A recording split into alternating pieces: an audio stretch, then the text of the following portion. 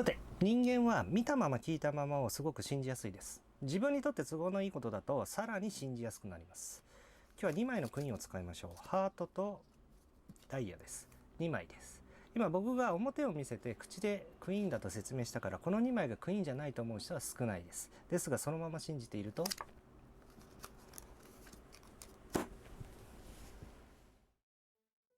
はいどうもキユです。今日はですね、浮気調査の話を一つしたいなと思います。あまり具体的に話しちゃうと個人情報とかになってしまう可能性があるので、反ノンフィクション9割は本当、特に変えているのは場所と家族構成とかを変えて話してますのでご了承ください。今回ご紹介するのは、40代前半の男性、会社経営者の方ですね。でこの方は結婚2回目、1回離婚されてて、2回目の結婚で、うちに依頼が来たという話ですね。対象者はもちろんあれです。奥さんですね。奥さんは初婚で、30代前半かな、前半で中盤かな、中盤ぐらいで、お子さんが1人小学生6年生ぐらいの女の子がいらっしゃるというご家庭です。で最初に電話を受けて、今すぐ会いたいんだって言われて、その男性からですね、で3つだけ先に聞かせてくれと言われて、その3つを聞いたんですよ。まず3日間調査したらいくらぐらいかかるかと。でうちでは30万円前後ですと。で調査員は何人つけるんだと。30万円前後のお見積もりで1日2人だけつけますと。でもし失敗した場合はどうするんだと。明らかに調査の失敗の理由が当社にある場合は無料でやり直し、もしくはやり直しが効かない場合はその分をご返金しますということを言ったんですね。そしたら、じゃあ今すぐ契約したいから来てくれないかって言われて、今日ですかって言って、今日無理かなって言われて、あ、いや大丈夫ですって、今から〇〇に来てもらえるって言われて、あ、こちらがお伺いするんですねって言って、うん、大丈夫って言われて、あ、全然問題ないですよって言って呼び出された場所に行ったんですよ。2時間後ぐらいかな、電話から。で先にじゃあ契約書と重要事項説明をしようかなと思ったんですよね。もう契約するって電話の時点で言ってるんで。それじゃああまりにもと思ったんで、先にちょっとだけ話を聞いたんですよね。そしたら2度目の結婚で1回目の妻も不倫されて別れてるって言ってるんですよ。で不倫されて別れて、また次の妻でも不倫を疑ってらっしゃるんですかって言ったら、そうだって言って、どれぐらい疑ってるんですかって聞いたら、どれぐらいとはって聞かれて、いや期間とかその度合いですねって言って、3ヶ月ぐらい前から疑ってて、浮気してるっていうふうに思ってるのは8割ぐらいだと言って、8割なんですねって言って、それ結構高いなと。100% の確信を持って依頼される方の方が多いっちゃ多いんですけど、8割ぐらい疑ってるって聞いて白だったことはあんまりないですね。でじゃあ奥さんの浮気を疑うきっかけは何ですかって言ったら、会社に行ったそうなんですよ。朝毎日のように行くんですけど、で会社に今日持ってかなきゃいけないものを家に置き忘れたらしいんですね。で置き忘れて奥さんに電話したんですよ。そしたら出なくて、で家電の方に電話したんですね。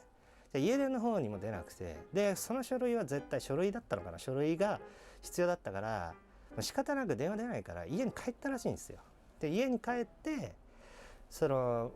書類を持ってまた会社に戻ったと。でそのまま仕事が終わって帰ってきて、今日何やってたのって言ったら、奥さんが「ああごめん、今日電話あったよね」って、ちょっと朝起きてちょっとみんなの食事とか洗濯とか終わったら、なんか急に気分が悪くなっちゃって寝てたんだ、だから気づかなかったの、かけ直しもしないでごめんねって言われたらしいんですよ。そこでピーンときたんですよね。しかも人生で2回目の不倫ですから、それがそうだとしたら不倫されてるわけだからピーンときて、で家にボイスレコーダーを仕込んだらしいんですよ。でボイスレコーダーを聞いたら、どうやら友達と話してる時に彼氏っていうワードが出てくると。でその彼氏っていうのが自分の嫁の彼氏って言ってるのか、電話相手の彼氏って言ってるのか聞き取りづらくて分かんないんだけど、とにかくその彼氏と会った時に何々したとかいう話をしているということで、もう浮気がもうほぼ8割方確信に近いような状態になったと。でうちに来る前に実はもう別の探偵社に頼んでて、そこで250万使ったっていうんですよ。1週間調査を依頼して250万使って、で結果は何でしたかって言ったら結果は出なかったと。まあ白だった日もあり失敗された日もあり、まあ7回やって白だったと。で失敗ってどういう感じですかって言ったら、まあ駅で見失っちゃったとかそういう感じだねって言って、男とデートしてる瞬間、その250万使って失礼ですけど男とデートしてる瞬間すらないんですかって言ったらないと。ここで今僕思っちゃったんですよね。250万使ってたとえ7回中1回2回の失敗があったとして、まああっちゃいけないんですけど、浮気の証拠らしい証拠がないと、もしかしたらしてないのかなと。自分だったら250万もらって浮気してれば 100% 取ってる自信があるんでと思ったんですよね。だけどまあこっちも仕事ですからやってない可能性もあるなと思いつつも、まあ契約交わして、でやり方なんですけど、そのボイスレコーダーで会う日がピンポイントに分かる時があると。じゃあ何月何日に会うとかそういうのを、じゃあ1日ねとか、じゃあ3日ねとかいうふうな声がまあ入ると。その時にやってほしいと言われて、それ何日前に分かりますって言ったら、いや3日前とかには分かると思うって言われて、じゃあ分かりました、それでいいでしょうって言ってやったんですよね。で1回目調査した時に、まあそこの家もねすっごい張り付きにくくて、なんて言うんでしょうね、すんごいなんていうの、大人の事情、法的事情があって家の周囲には入れないんですよね。これ詳しく言っちゃうとその場所の特定とかになっちゃうんで言えないんですけど、とにかく法的な理由でその家の前、その付近では張り込めないんですよ。なのでその家の前に山があったんですよね。汚い石階段がこうあって、山を登っていくとその家の玄関は見渡せると。でこっちの山の方を上がっていくとコンビニがあるんですよ。でここのコンビニは広い駐車場があって、男が来るとしたら車で来るとしたらここを迎えに来るような場所に使うだろうなという場所が1個あって、そっちに調査員1人で、あとは張り込めないんだけど、その張り込めない道路から出たら見えるであろう場所で、筋張りっていうんですけど、必ずこの場所は駅に行く時に通るよっていう場所に調査員1人で置いてやったんですよね。で山の上から、僕が山の上だったんですけど、あ、玄関開いた、対象者出ましたともう一人の調査員に伝えて、了解って言って、対象者がその出てこれる一般の国道に出るために使うルートは2箇所あるんだけど、その2箇所とも15メートルぐらい離れてるだけで、ポンポンと同じところに立ってれば、まっすぐ見てれば見えるって感じなんですよね。だけど出てきたって言ってそっちの方のルートに行くのが見えたから、僕もう山の上からバーって降りてきて、でまあその張り込めないけど、まあ、通ることはできるんで通ってそのままバッとつけて、で後ろの調査員に車かもしれないから車で乗ろうとこう尾行してきてくれと。でこのままこう僕が尾行してったら、どうやら車で迎えに来るっていう気配はなく、駅にポンって着いて電車に乗ってパッと、まあすっごい大都会のね、僕の一番嫌いな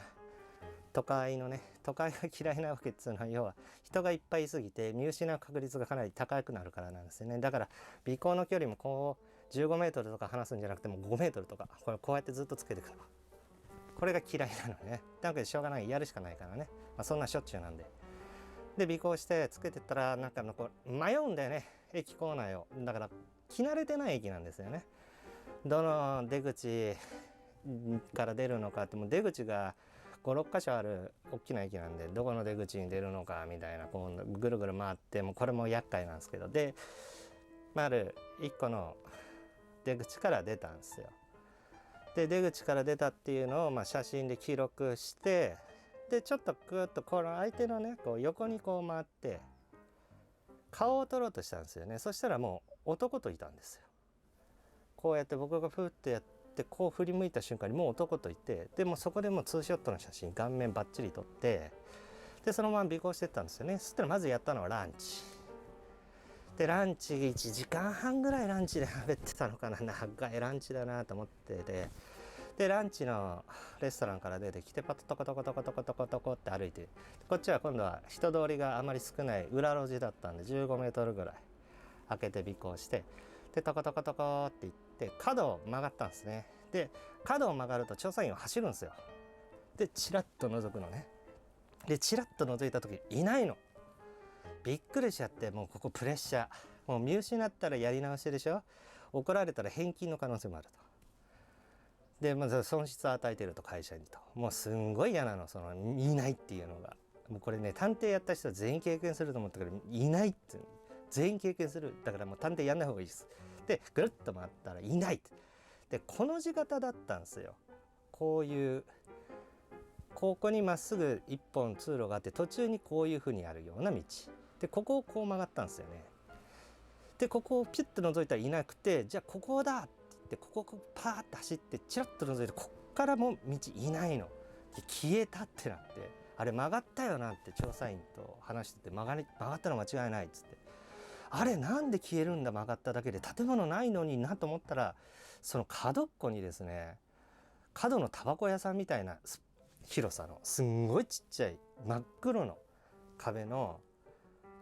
一角に、その扉って、よく見ると扉ってわかる建物があったんですよ。お店にも見えないですけど真っ黒で扉だけポンってあって、なんだこれって言って、よく見るとこのチラシみたいなの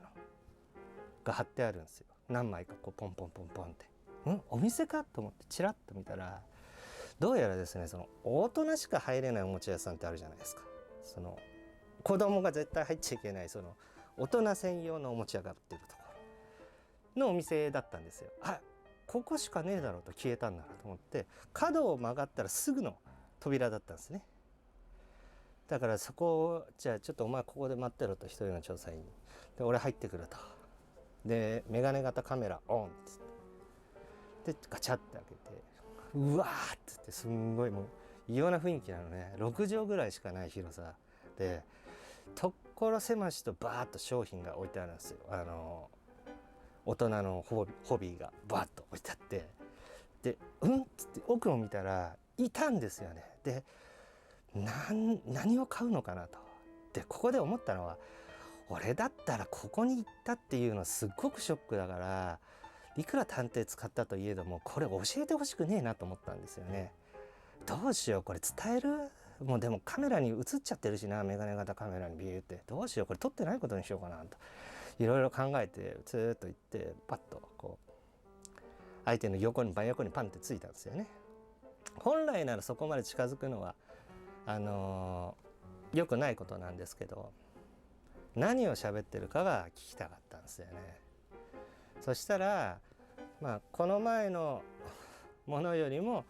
少し大きなものでチャレンジしようかみたいな話をしとったんですよ。でもうこれ以上聞かない方がいいなと思って、スーッと店の外に出てきた2人で何かを買ってるんですよね。でその袋をお店から出た瞬間に奥さんのカバンの中に奥さんがこうやって入れて、で2人がトコトコトコって歩いてってラブホテルに入ったっていうところを撮って、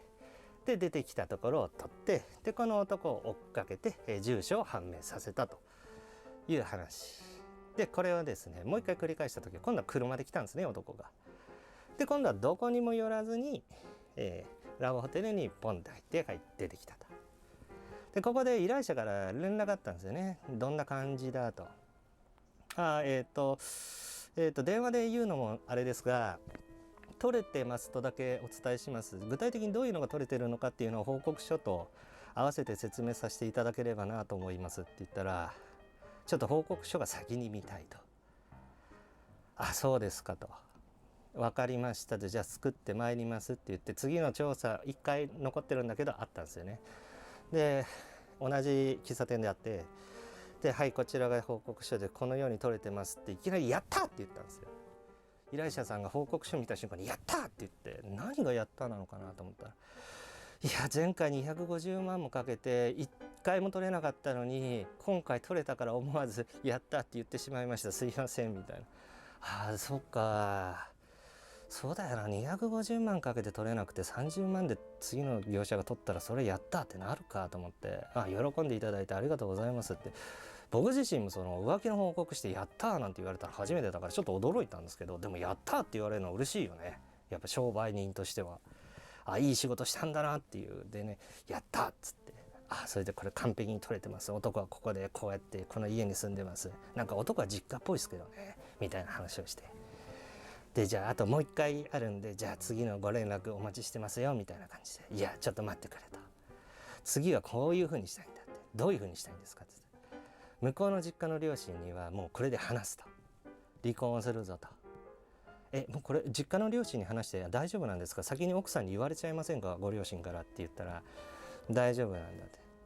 だってこれは結婚する時に、私が2回目の結婚だから当然前回の離婚は何ですかって親から尋ねられたんだと、その時に不倫だったと、で向こうの不倫で別れたと、そんな辛い目にあったんですねと、うちの娘がもしそんなことをしたらもう何をやっても構いませんから、そんなことしたら絶対うちの娘は私たちを許しませんのでっていう風ななんか感じで、親とも仲良かったらしいんですよ。その許しませんのでって言ったことを奥さんが今しちゃってるので、それで話して、で荷物をまとめると、奥さんの。でそれを、向こうの義理のお父さんとお母さんに持って帰ってもらうと。でその時娘がもし家にいるようだったら部屋から絶対出ないようにしとこうかなという作戦だと言ってたんですよね。じゃあそれいつなんですかって言ったら、いやだからキユさんが調査してる日、その日に来させますって。っつって、じゃあ私が何ですか、浮気調査をしてるさなかに男と会った、それで連絡する、男と会ったら連絡して、で実家からお父さんお母さんを呼び出すと。でお父さんお母さんの実家はうちから1時間ぐらいのところだと、車で来てもらうと。で奥さんがいなくなった時に、その時は会社行くふりして休み取っとくから、奥さんの荷物を自分で段ボールにまとめると、それを持って帰ってもらうと。で奥さんをそのまま家に帰ってきた時に、離婚の話するんですかって、いや違うと、奥さんが帰ってくるまで義理のお父さんとお母さんには待っててもらって、一緒に連れて帰ってもらうという話をしてたんですね。で3回目の調査を行ったわけですけど、結局1回目のパターンとほぼ同じような調査結果で、依頼者さんに今男と会ってて、別れましたと、これから1時間以内に自宅に戻る感じですけどどうですかって言ったら、はい、もうこちらはもう全部段ボールにまとめて義理の父と母には待機してもらってますと。そうですか、じゃあここで調査は終了します。では3回目の調査報告書は、後日お渡ししますので失礼いたしますとピッと来て、で本来ここでもう男も分かってるし、3回目の不倫の証拠も取れてるんで、もういらないんですよね、この後の調査。ただちょっと見たくなっちゃって、こっちがだからお金もらってないんだよね、その分とか。お金もらってるうちに入るのかもしれないけど、ちょっとね尾行してったんだよね。どっちにしろその事務所に帰る時も同じ電車に乗るので、ついでとじゃついでその駅で降りて奥さんをとっとって尾行してって、で今度はねこっち山の上、僕が1回目で待機してたところに調査員2人でポッと行って山の上からこう見てたんですよね。で玄関入って、で車が目の前に止まってるんですよね。多分実家のお父さんお母さんの車がポンって止まってて、で5分ぐらいですよ、ほんと5分ぐらいでその娘の手を引っ張る義理のお父さん、こうやって引っ張りながらこうやって、でそのまま無理やり車の後ろの扉を開けてボンって乗っけてバタンって、でお母さんが後部座席に回り込んで乗って、お父さんがブーンと走り出して、でそれが最後ですね。後々最後報告書を渡した時に聞いたんですけど、それ以来はまだ電話で話してるだけで会ってないし、娘にも会わせてないと言ってました。で会わせる気も今後ないんだけど、そうはいかないだろうなとは言ってました。人生で愛して信じた女性2回ともジョーカーを引いてしまったって感じなんですよね。もし自分だったらどうです？ 1 回目の結婚で不倫でうわーってなって離婚して、次は信じれると思った女性にまた裏切られたわけですよ。だから一度裏切られてるにもかかわらずまた騙されちゃったわけなんですけども、当然結婚する時にこの女性、今の奥さんですね、もう別れてると思いますんで、その奥さんは浮気なんかしないぞと、私はそういう女じゃないと、裏切るわけないぞと、当然そうやって言われてたって言ってたんで、とにかくそういう女性と出会いたいじゃないですか。1回目そういう風に裏切られてるんで、だから自分の望む女性の姿と、彼女の嘘が一致して信じてしまった結果、2回目も同じ不倫で離婚するということになってしまったんでしょうね。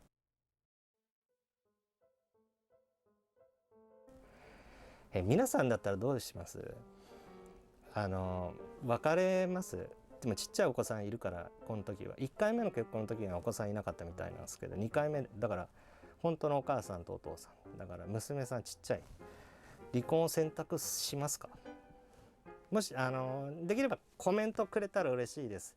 自分だったら離婚しないなとか、話を聞いてみるなとか、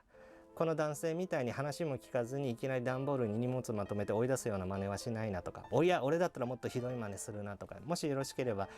コメントで聞かせていただけるとありがたいです。もしこの話面白かったなと思ったらグッドボタンで、もっとこのチャンネルの話を聞きたいなと思ったらチャンネル登録していただけると僕やる気が出てくるんで、よろしくお願いいたします。ではまた。